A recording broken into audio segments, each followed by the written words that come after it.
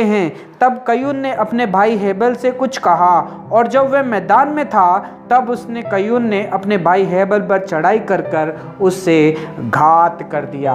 हे भाई और बहनों, हम यहाँ पे दो भाइयों को देखते हैं। इन दोनों भाइयों में बहुत ही बदलाव है, बहुत ही अलग अलग सोच रखते हैं ये लोग। एक जो गुस्से वाला है और दूसरा जो है बहुत ही कोमल स्वभाव का है। एक जो है भाई से प्यार करता है और दूसरा जो है भाई ही से नफरत करता है। हे भाई और बहनों, उसे अपने छोटे भाई के ऊपर गुस्सा आया और उसने देखा कि मेरा भाई जो है अकेला मैदान में है, उसके आस पड़ोस कोई नहीं है, कोई मुझे नहीं देख रहा है। इसलिए उसके अंदर जितना गुस्सा, जितनी जलन थी, उसने पूरी की पूरी अपने हाथ में कुछ लिया और अपने भाई को मारा उसने, और अपने भाई को जो है खत्म कर दिया। हे भाई और बहनों, कयीन ने हाथ उठा के घात किया, किसी और का नहीं। भाई और बहनों, अपने भाई का, अपने ही परमेश्वर के बनाए हुए रिश्ते का घात किया और उसने अपने ही खून को अपने ही हाथों से मार दिया।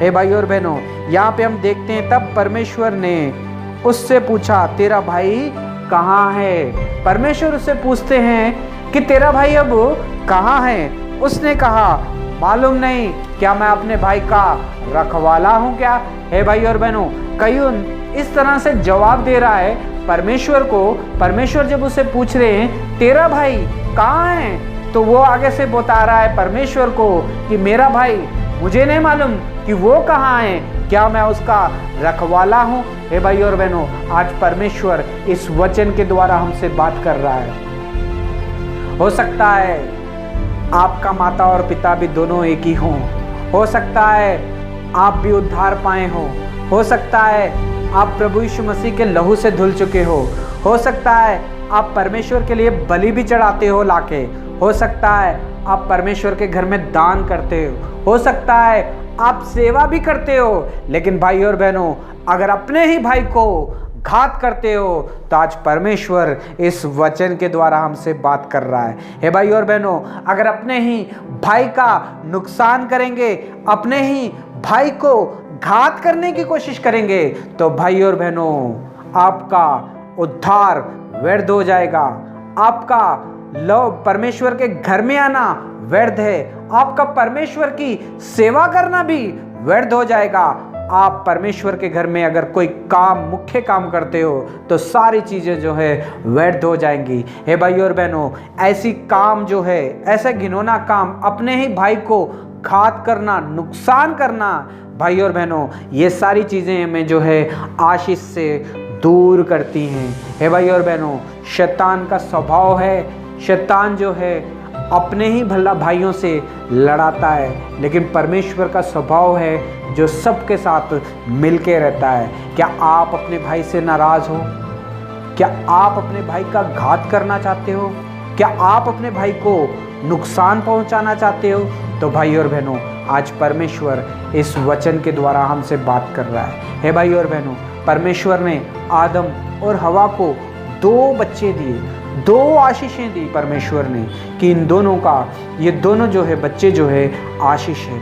वचन में लिखा है गर्भ का फल जो है परमेश्वर की ओर से आशीष है। हे भाई और बहनों, आदम और हवा के लिए कयीन हेबेल भी जो थे आशीष थे, लेकिन भाई और बहनों, एक का स्वभाव अलग था, एक का स्वभाव अलग था।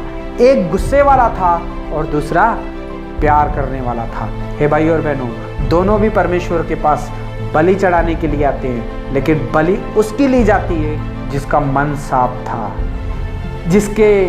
जिसके मन के अंदर अपने भाई के लिए कोई विरोध ना था, जिसके मन के अंदर अपने भाई के लिए कोई चुगली नहीं थी, जिसके मन के अंदर अपने भाई को नुकसान करने का स्वभाव नहीं था। हे भाई और बहनों, हेबेल था वो।